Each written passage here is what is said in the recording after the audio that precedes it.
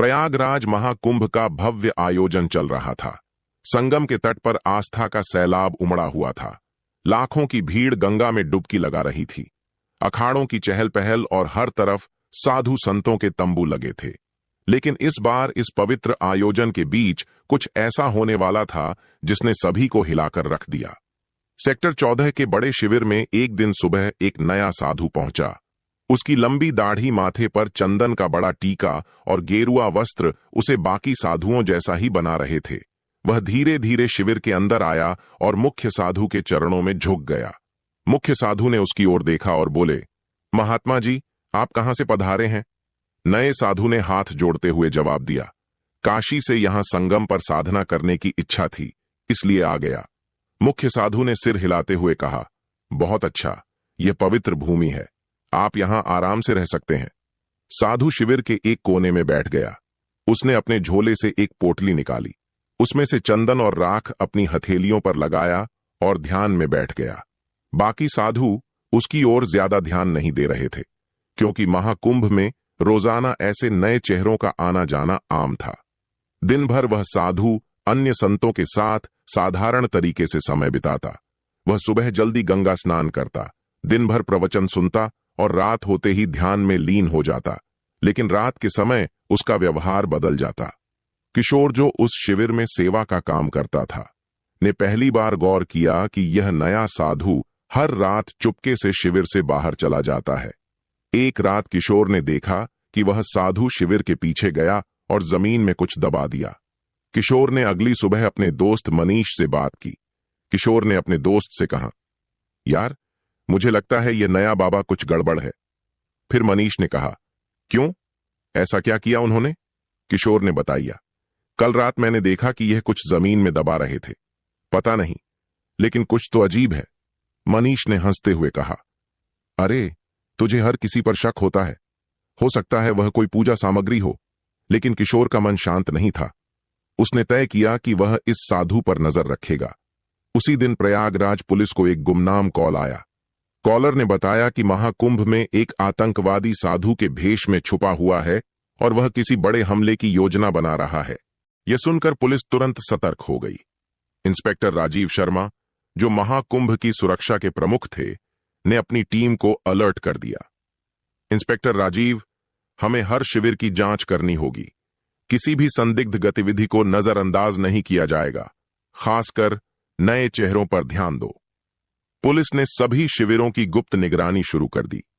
इस बीच सेक्टर 14 के शिविर में वह नया साधु सामान्य तरीके से दिन बिता रहा था, लेकिन रात को उसकी हरकतें जारी थीं। एक रात किशोर ने देखा कि साधु झोले से एक कागज और छोटा उपकरण निकाल रहा था। वह झोला लेकर शिविर से बाहर चला गया। किशोर ने साहस जुटाया और उसका पीछा किया। साधु सीधे गंगा घाट के पास गया, जहां उसने एक व्यक्ति से मुलाकात की और दूसरे साधु से कहा, सब कुछ योजना के अनुसार चल रहा है, कोई शक नहीं हुआ है। अनजान व्यक्ति बहुत अच्छा, बस सही वक्त का इंतजार करो। फिर किशोर ने इन दोनों की बातचीत दूर से सुनी और अपने फोन से इसे रिकॉर्ड करने की कोशिश की, लेकिन वह बहुत डर गया था। अगले दिन उसने यह बात मुख्य साधु को बताई। किशोर ने कहा, महाराज, वह साधु कुछ गड़बड़ है। मैंने उसे कल रात किसी अजनबी से बात करते देखा। मुख्य साधु ने गंभीरता से कहा, यह बहुत गंभीर बात है, हमें पुलिस को सूचित करना चाहिए। फिर किशोर ने हिचकते हुए कहा, अगर वह दोषी निकला तो मुख्य साधु यह जोखिम उठाने लायक नहीं है। ऐसा करते हैं, आज रात उसकी हरकतों को फिर से देखते हैं। अगली रात किशोर ने और मुख्य साधु ने तय किया कि वे उस संदिग्ध साधु पर नजर रखेंगे। किशोर ने अपना फोन तैयार रखा और मुख्य साधु ने शिविर के कुछ अन्य साधुओं को भी अलर्ट कर दिया। रात का समय था, सब सोने की तैयारी कर रहे थे। साधु फिर से अपनी झोली लेकर शिविर से निकला।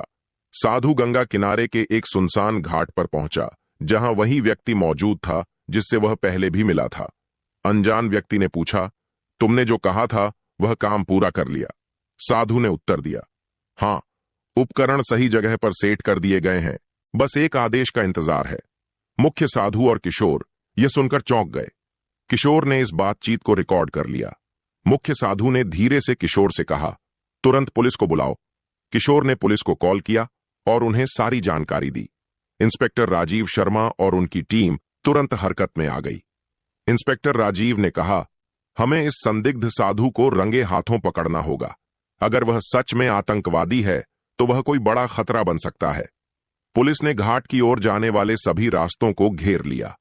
कुछ जवान वेश बदलकर वहां पहुंचे ताकि साधु को उन पर शक ना हो। साधु और उसका साथी अभी भी बातचीत में व्यस्त थे।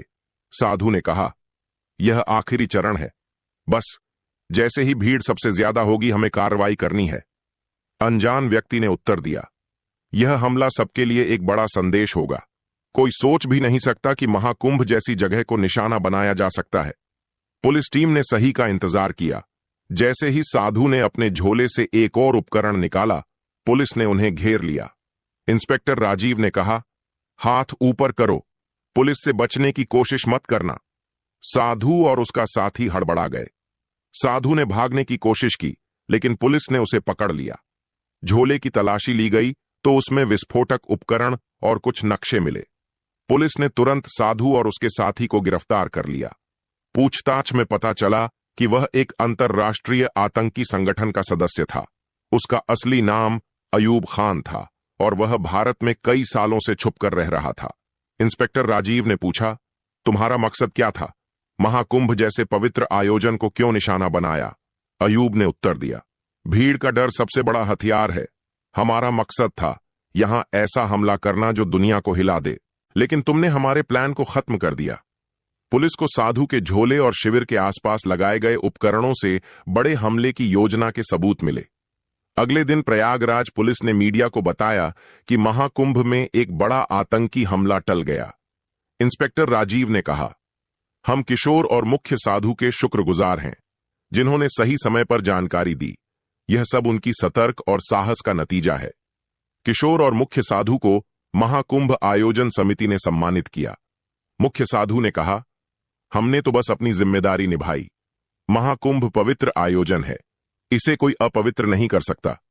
किशोर ने कहा, अगर मैंने उस साधु पर नजर न रखी होती तो शायद कुछ बड़ा हादसा हो जाता।